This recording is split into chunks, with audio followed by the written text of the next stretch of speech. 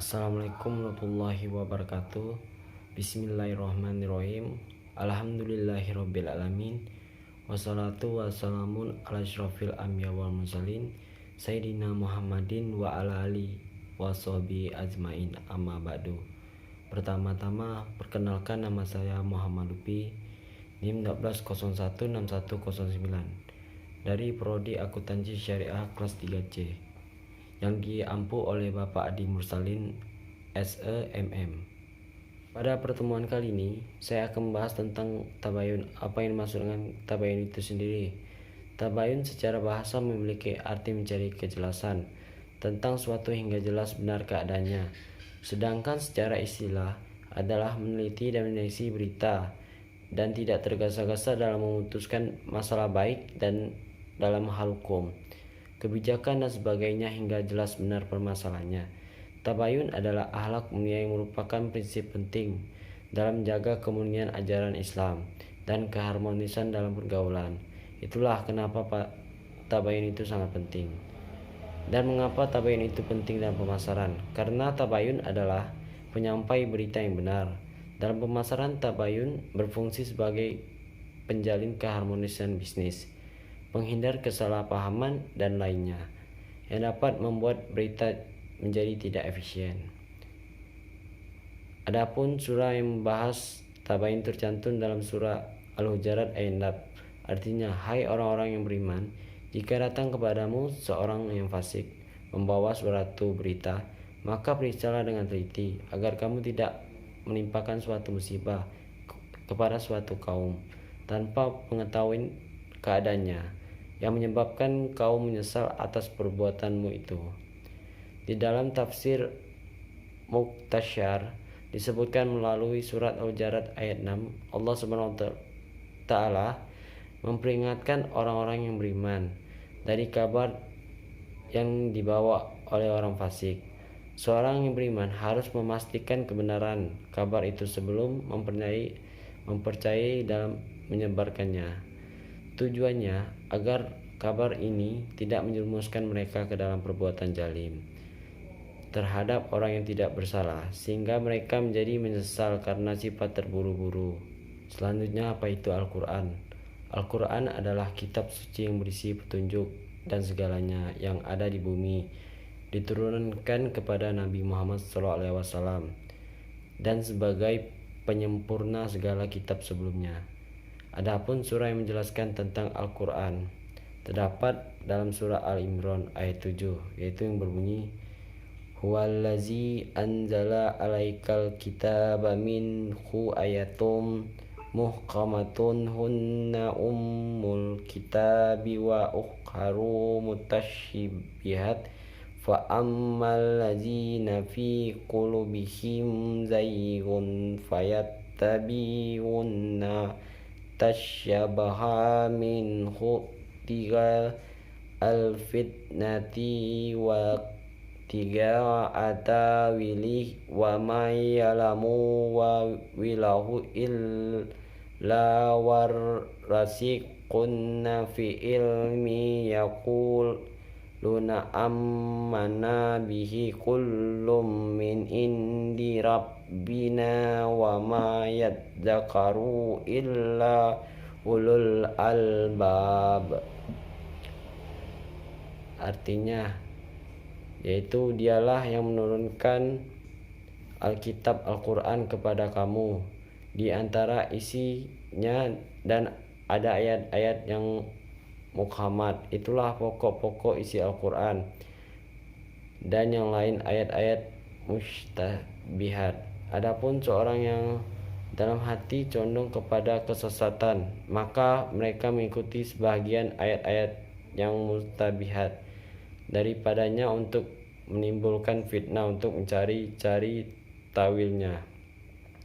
Padahal tidak ada yang mengetahui tawilnya melainkan Allah, dan orang-orang yang mendalam ilmunya berkata, kami beriman kepada ayat-ayat mutasyabihat.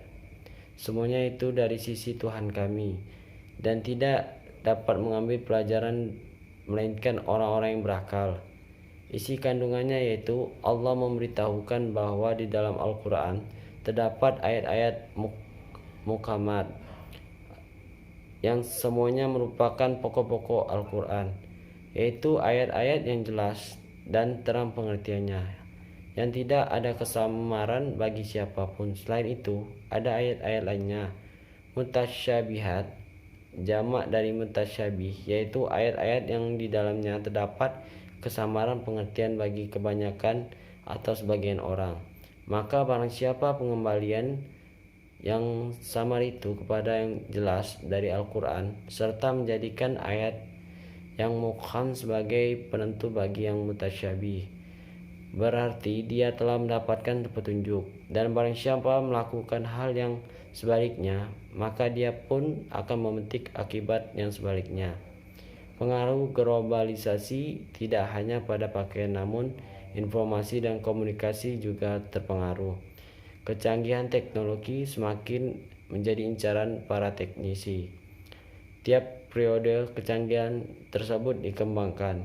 Komunikasi hanya dengan bermodal gadget, informasi, dan dapat dikulik hanya dengan mengetik. Itulah globalisasi. Lantas pengaruhnya pada pemasaran adalah yang kita rasakan sekarang, yaitu platform promosi berupa iklan di mana-mana. A'udzubillahi minasyaitonirrajim. Bismillahirrahmanirrahim.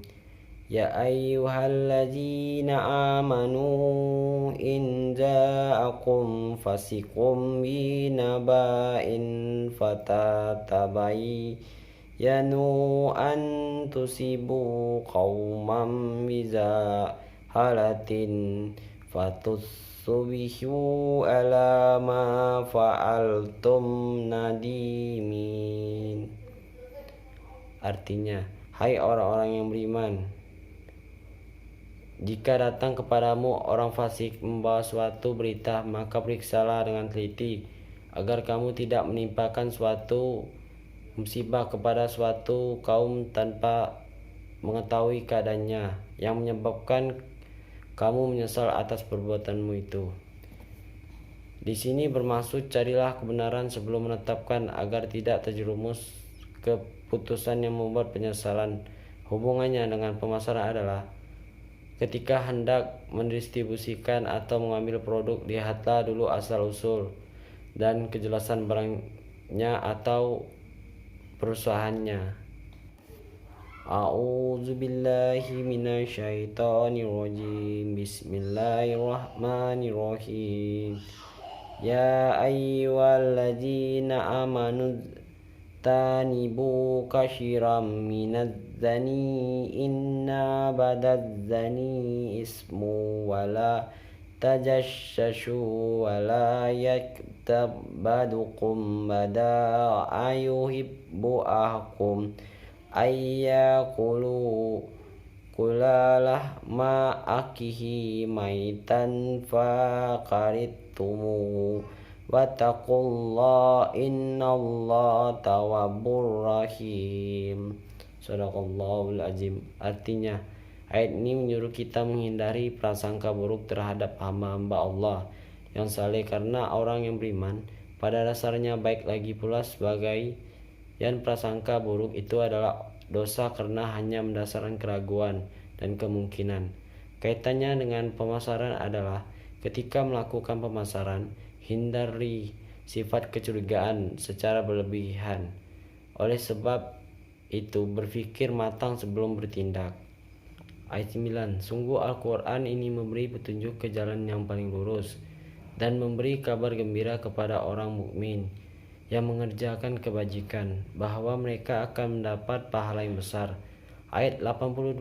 Dan kami turunkan dari Al-Quran sesuatu yang menjadi penawar dan rahmat bagi orang yang beriman, sedangkan bagi orang yang zalim, Al-Quran itu hanya akan menambah kerugian. Dalam bisnis, jika sesuai dengan syariat, maka Allah akan memberi imbalan berupa pahala, dan setiap kejujuran tidak akan menimbulkan kerugian. Surah Al-Imran ayat 144. Dan Muhammad hanyalah seorang rasul, sebelumnya telah lalu beberapa rasul. Apakah jika dia wafat atau dibunuh, kamu berbalik ke belakang murtad Barang siapa berbalik ke belakang, maka ia tidak akan merugikan Allah sedikit pun. Allah akan memberi balasan kepada orang bersyukur. Muhammad adalah pembisnis profesional. Dengan menerapkan syariat ayat tersebut menyuruh kita bercermin dari sifat Nabi kita dalam berbisnis. Surah Al-Isra ayat 36. Dan janganlah kamu mengikuti apa yang kamu tidak mempunyai pengetahuan tentangnya. Sesungguhnya pendengaran, penglihatan, dan hati semuanya itu akan diminta pertanggungjawaban. Dalam ayat ini, dalam berbisnis haruslah memiliki tanggung jawab atas segala yang terjadi. Surah Al-Ahzab ayat 70. Wahai orang-orang yang beriman, bertakwalah kamu kepada Allah dan ucapkanlah perkataan yang benar dan tepat sasarannya. Berhati-hati dalam mengucapkan sesuatu, bisa jadi itu menyakitkan hati seseorang. Surah Qaf ayat 18. Tidak ada suatu kata yang diucapkannya melainkan ada di sisinya malaikat pengawas yang selalu siap mencatat. Tidak ada suatu kata yang diucapkannya yang mengandung kebaikan maupun kejahatan, melainkan ada di sisinya malaikat pengawas yang selalu siap mencatat dengan sangat teliti. Segala sesuatu ucapan atau kecurangan akan selalu diawasi malaikat, maka bijaklah berbuat. Surah At-Taubah ayat 67. Orang-orang munafik, laki-laki dan perempuan, satu dengan yang lain adalah sama. Mereka menyuruh berbuat yang mungkar dan mencegah perbuatan yang makruh, dan mereka menggenggamkan tangannya kikir. Mereka telah melupakan kepada Allah, maka Allah melupakan mereka pula.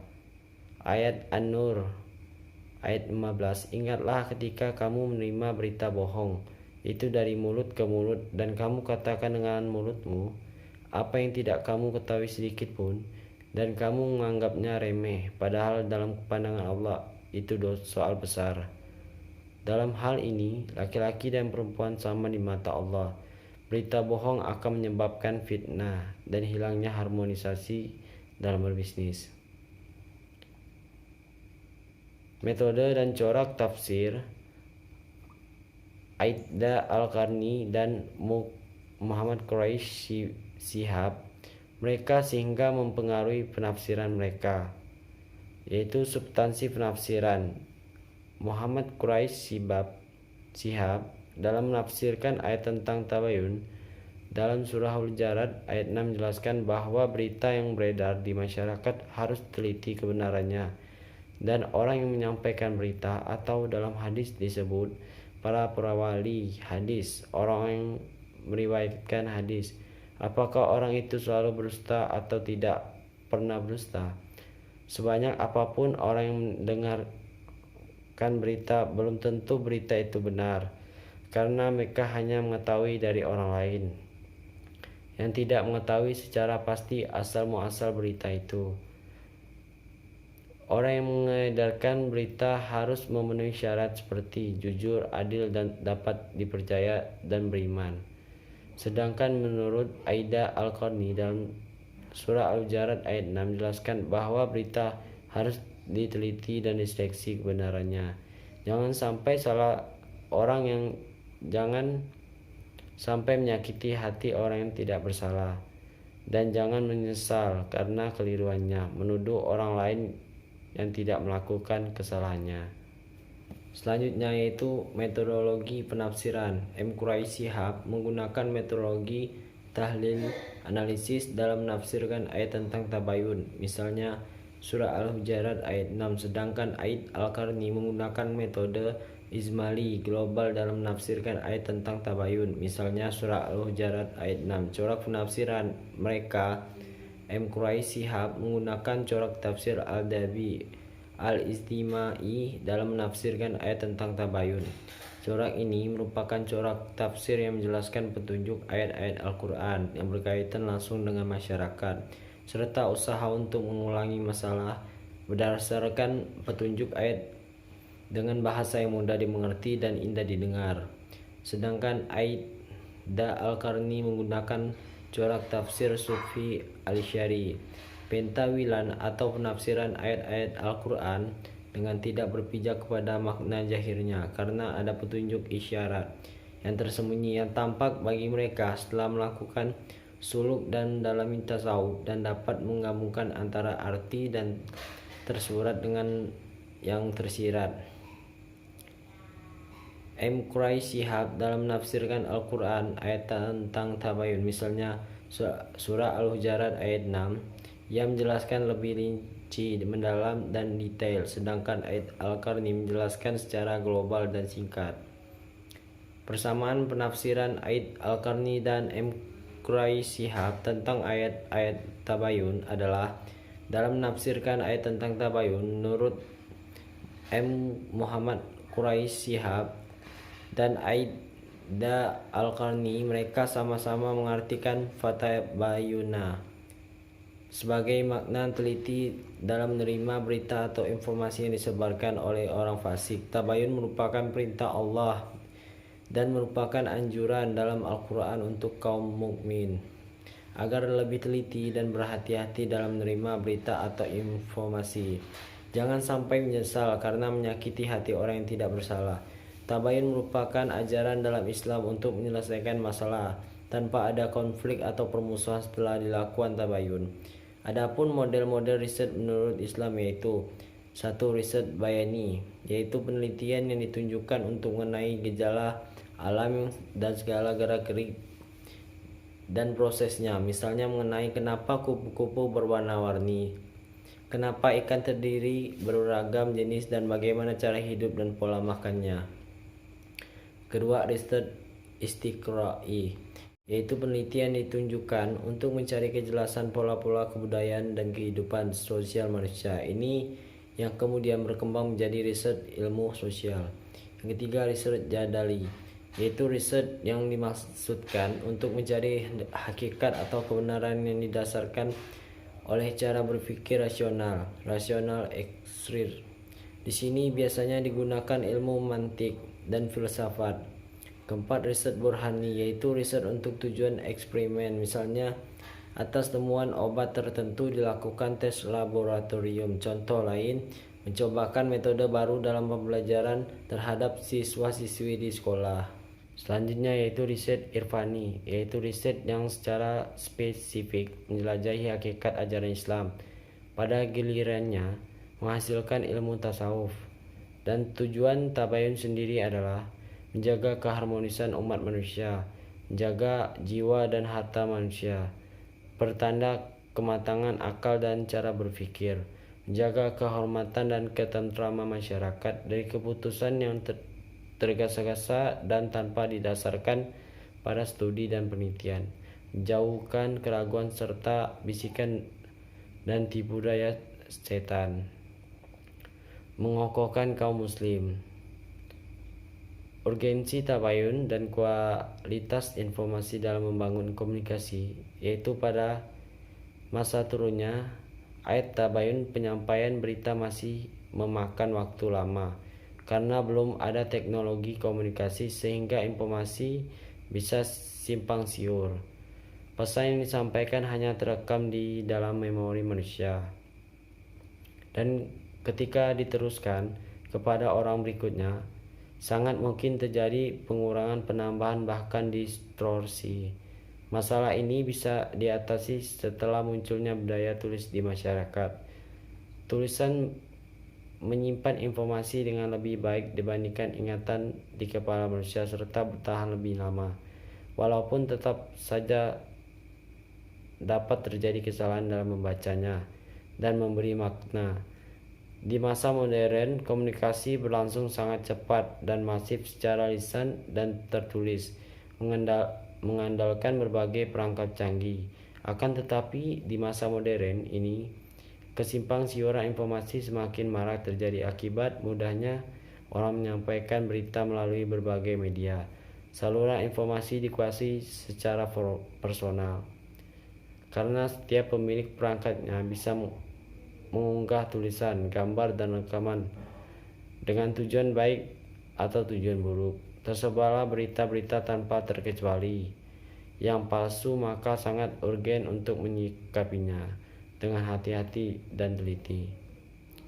Maksud dari lingkungan bisnis dalam persepsi Islam adalah lingkungan bisnis yang berlandaskan syariat Islam dan berpegang teguh pada aturan Islam seperti dilarangnya riba. Variabel-variabel lingkungan bisnis.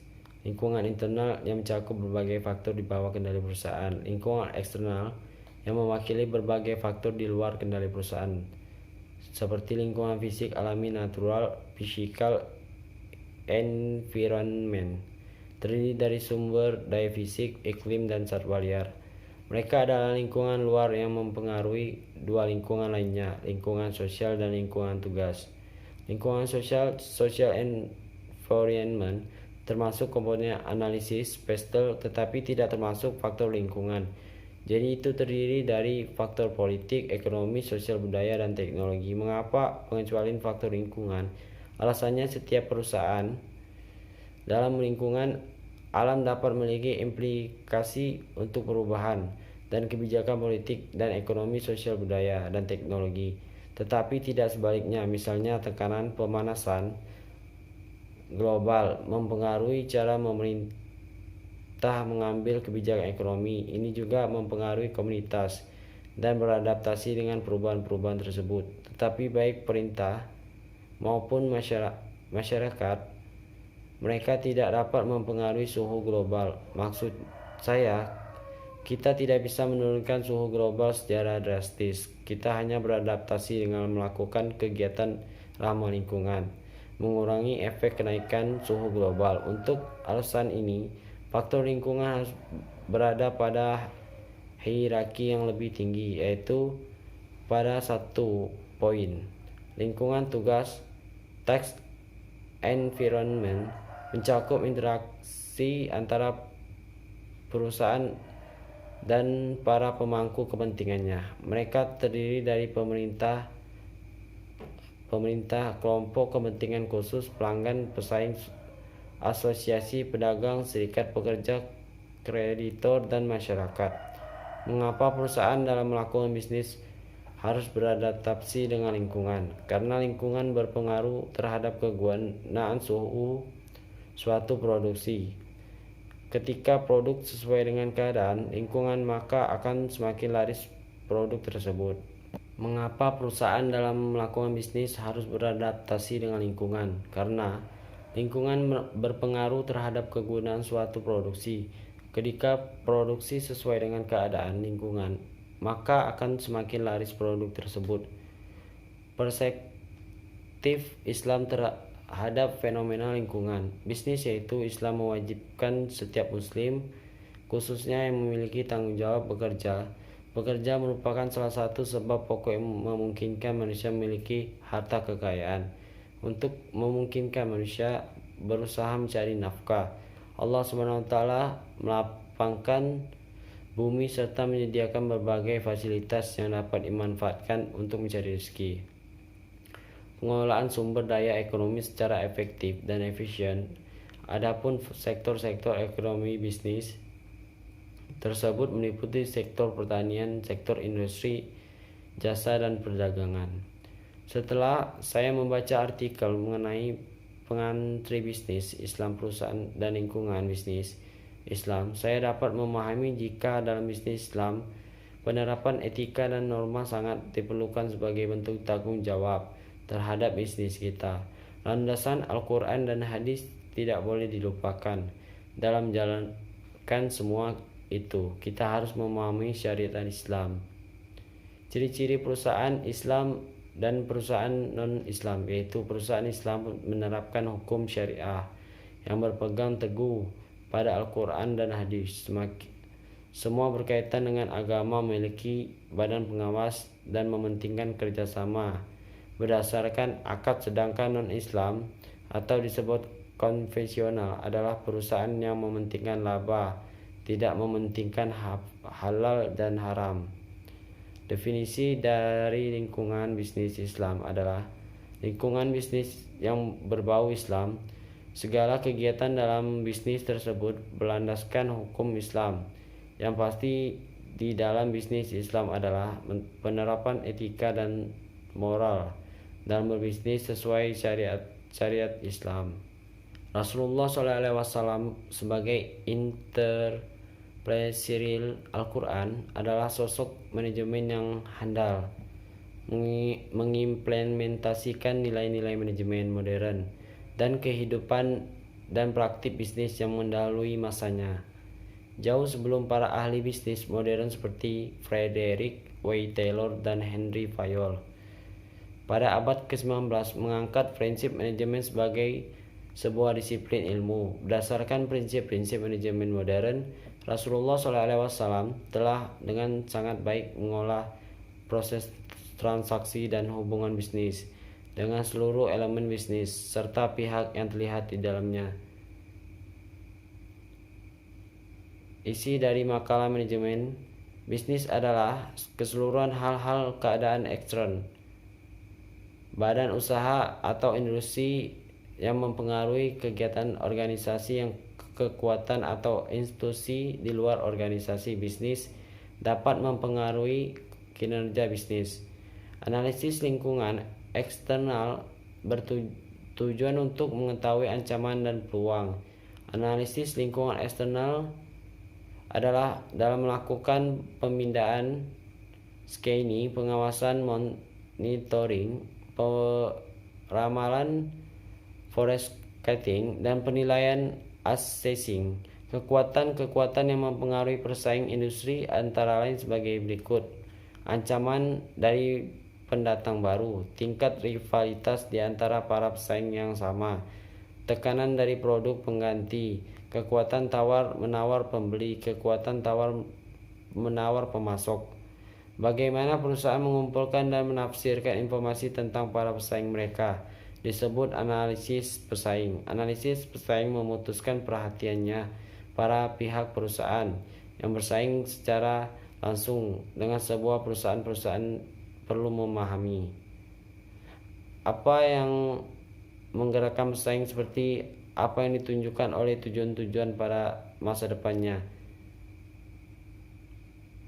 apa yang sedang dilakukan oleh pesaing, seperti yang diungkapkan oleh strateginya saat ini, apa yang diyakini oleh pesaing tentang dirinya sendiri, tentang industri, seperti apa yang ditunjukkan oleh asumsi-asumsinya, apa kemampuan perusahaan pesaing ditunjukkan oleh kualitasnya.